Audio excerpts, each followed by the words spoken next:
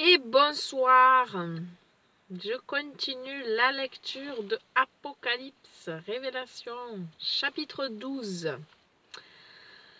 Donc, il y a 18 versets.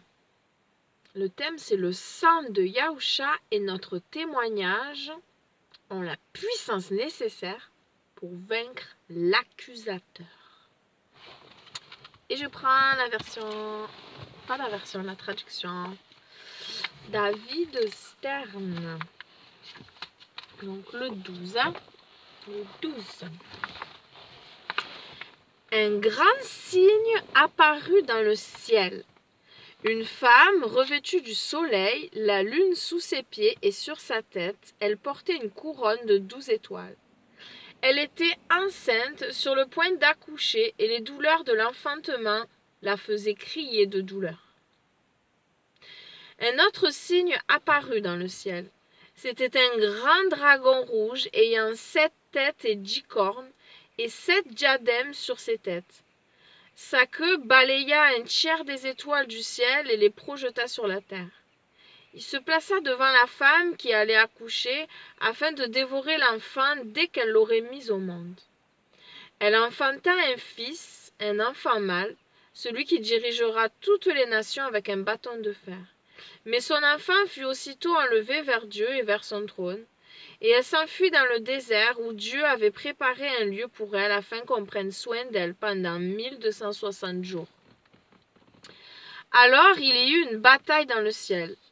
Michael et ses anges combattirent le dragon, et le dragon et ses anges ripostèrent. Mais le dragon n'était pas assez fort pour vaincre, et il n'y eut plus de place pour eux dans le ciel. Le grand dragon fut jeté dehors, ce serpent ancien, appelé également le diable et Satan l'adversaire, qui trompe le monde entier. Il fut jeté sur la terre et ses anges furent jetés avec lui. Puis j'entendis une voix forte dans le ciel qui disait « La victoire de Dieu est maintenant arrivée, ainsi que la puissance, la royauté de Dieu et l'autorité du Messie, car l'accusateur de nos frères, celui qui les accuse jour et nuit devant Dieu, a été jeté dehors. Ils l'ont vaincu grâce au sang de l'agneau et grâce au message de leur témoignage. Ils ne se sont pas accrochés à la vie, même quand ils étaient sur le point de mourir. Réjouissez-vous donc, vous les cieux et vous qui les habitez. Mais malheur à vous, la terre et à la mer, car l'adversaire est descendu vers vous dans une grande colère, sachant qu'il ne lui reste que peu de temps. Quand le dragon vit qu'il avait été jeté sur la terre, il se lança à la poursuite de la femme qui avait mis au monde l'enfant mâle. Mais on donna à la femme les 2 ailes du grand aigle, afin qu'elle puisse voler vers le lieu préparé pour elle dans le désert, loin de la face du serpent, là où l'on prend soin d'elle pour 1 saison et 2 saisons et la moitié d'1 saison. Le serpent lança de sa gueule de l'eau comme un fleuve après la femme afin qu'elle soit balayée par les flots. Mais la terre vint au secours de la femme. Elle ouvrit sa bouche et engloutit le fleuve que le dragon avait lancé de sa gueule. Le dragon, furieux contre la femme, alla combattre le reste de ses enfants, ceux qui gardent les commandements de Dieu et qui rendent témoignage de Yahusha. Puis le dragon se tint sur le bord de la mer. Fin du chapitre 12. Et ouais, plein de différentes compréhensions, interprétations. Que Dieu nous aide. Mes connaissances ont-elles entendu un témoignage clair sur le Messie? Oui. À qui devrais-je parler du Messie cette semaine?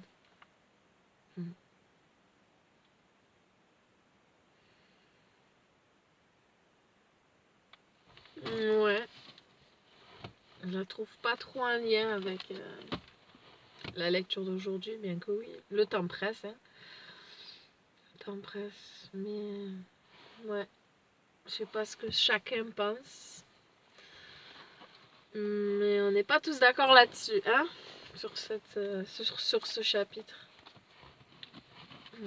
Particulièrement, qu'est-ce qui va se passer là? Que là, il y a marqué une saison. La femme.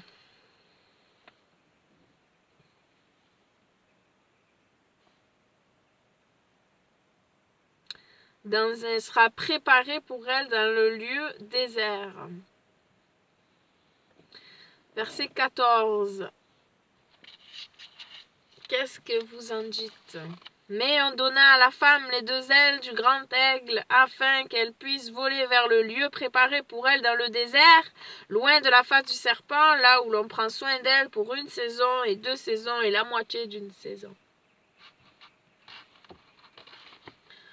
Qu'est-ce que vous en pensez? Ah Seigneur, tant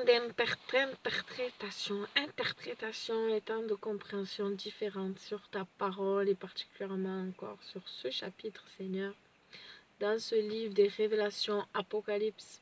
Merci Seigneur d'éclairer tous tes enfants, de nous enseigner par ta roi Akodesh, ton souffle saint sacré. Merci encore parce que dans cette journée, tu nous as gardés, tu nous as permis d'être encore vivants, Seigneur. Et préparez ce Shabbat. Merci, Seigneur, d'ouvrir les yeux aussi pour ceux qui ne font pas Shabbat.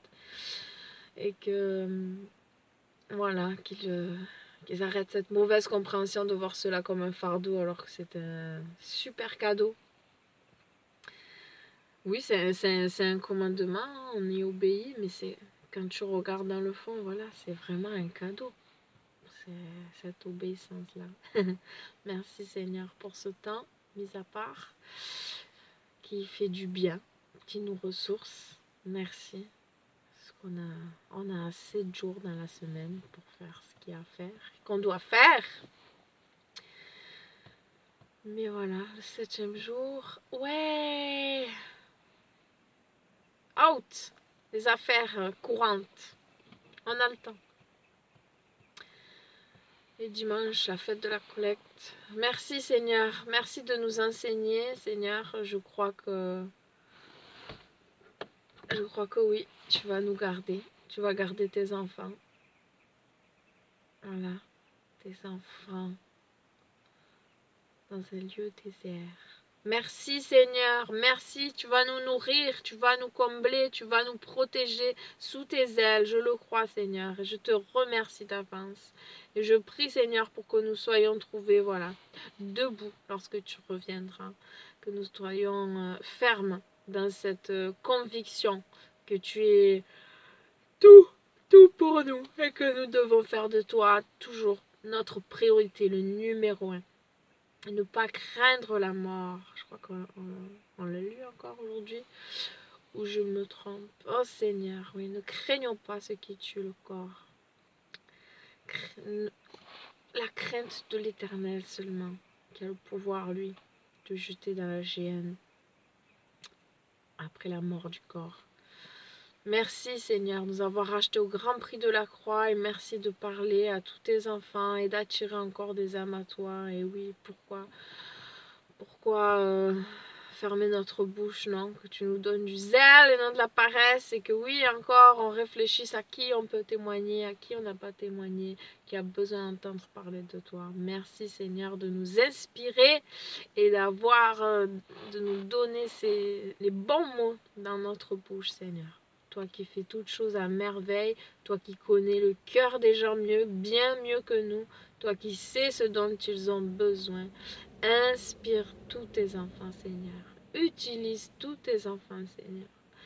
Et qu'une armée se lève. Envoie des ouvriers dans la moisson qui est grande. Merci, Papa. Et bénis cette soirée, cette nuit et cette journée de Shabbat.